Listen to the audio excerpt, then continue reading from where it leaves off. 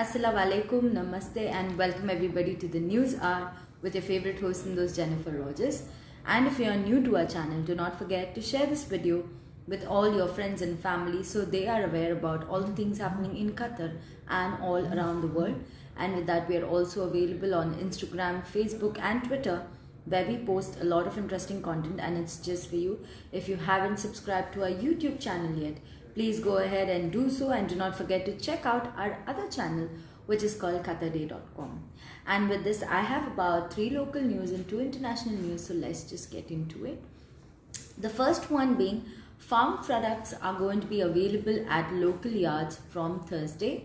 So the yard for selling fresh local farm products are being readied for opening on Thursday to concur with the upcoming agricultural season. A senior official has said the maintenance and development work at the yards that pertain to the Ministry of Municipality and the Environment has almost been completed in preparations for the same.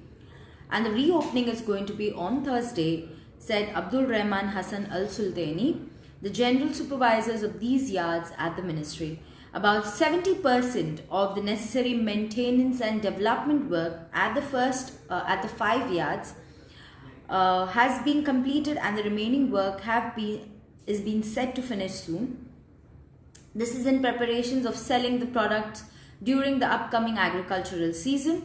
The maintenance work covers all the buildings and facilities in addition to replacing and maintaining the shades and the markets of umbrellas, all the umbrellas in the markets, the internal planning and paving of the ground to make them ready to receive the customers.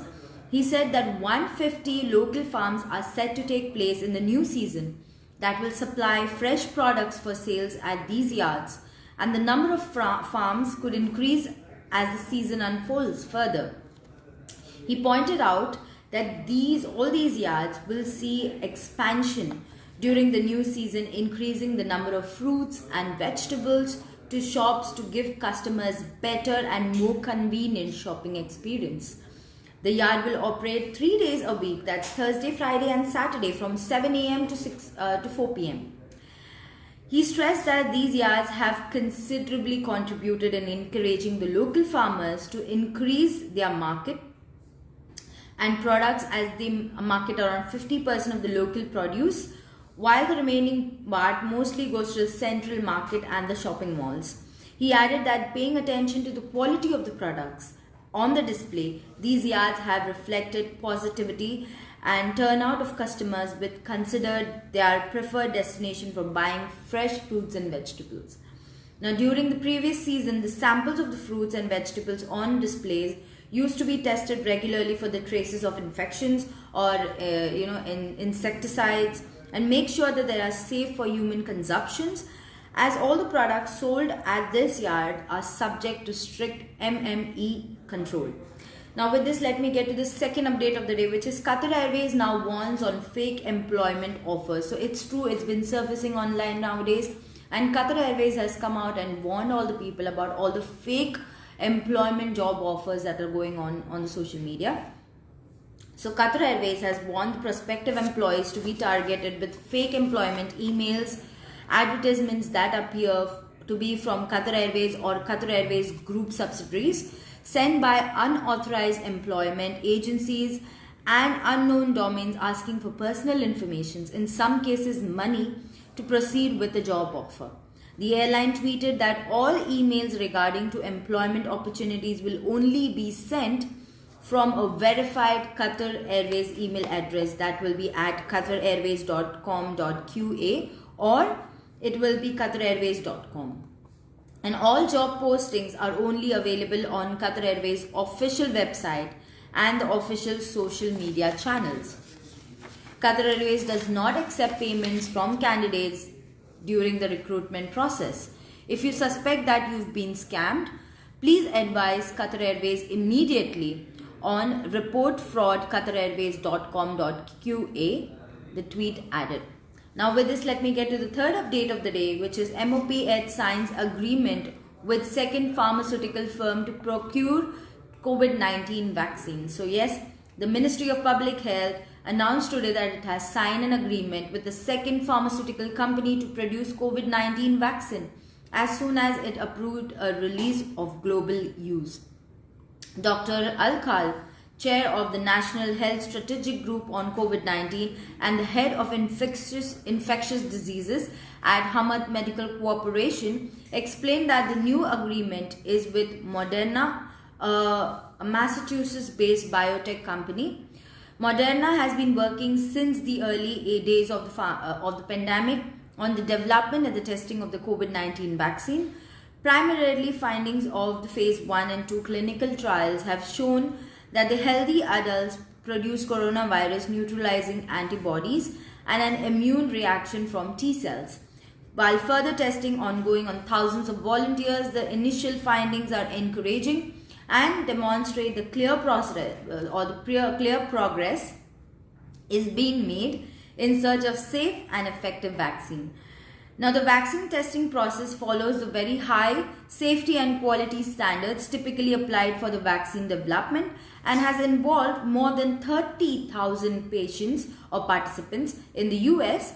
According to the company, they are on track to supply around 50 million doses of the vaccine across the world for the early 2021. Now, the signing of the agreement with Moderna is a significant step forward in the country's effort to procure a safe and effective COVID-19 vaccine for the people of Qatar, and comes following the announcement of a first agreement with a leading pharmaceutical company earlier this month, said Dr. Khal. Now let me get to the international bit of the day, which is Kuwait retail corporations remove French products over profits cartoon. So Kuwait's retail corps have pulled up French products in boycott over the use of cartoons of the Prophet Muhammad in French school class on the freedom of expression, whose teacher was then beheaded by the Islamist. The non-governmental Union of Consumer Cooperation Society, which groups more than 70 establishments, issued the boycott directives on the October 23rd circular. The several corps visited by the retailers on Sunday have cleared the shelves of items such as hair and beauty products made by French companies. All French products have been removed for all customer cooperative societies, the union head said, adding that more move was in response to the repeated insult against the Prophet and has been taken independently of the Kuwait government. The co-ops, some of the size of the hypermarkets, carry government subsidized staples of Kuwaitis and accounts for a big part of retails in the country, as well as organizing some educational courses and recreational activities. Muslims see as despite of the Prophet, any depiction of the Prophet is just not right, according to the Muslims. And the Organization of the Islamic Cooperation on Friday, the brutal murder that has shaken France, but also criticized justification of blasphemy based on the harassment of any religion in the name of the freedom of expression. Kuwait's foreign minister, who met the French ambassador on Sunday, condemned the October 16 killing as a horrendous crime, but stressed that the need to avoid insulting religion in official and political remark that inflame hatred, enmity and racism, the ministry added.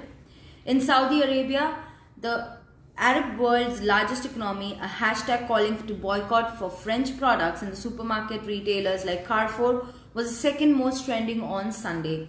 After a Danish paper first published a cartoon in 2005, protests and boycotts on Danish goods swept the Islamic world.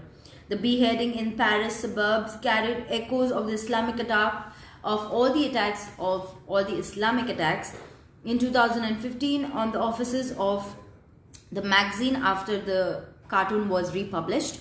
And the French recalled its ambassador to Turkey on Sunday after the Turkish president said that the counterpart Emmanuel Macron, who's this month declared war on the Islamist separation, needed mental health over his attitude towards Muslims.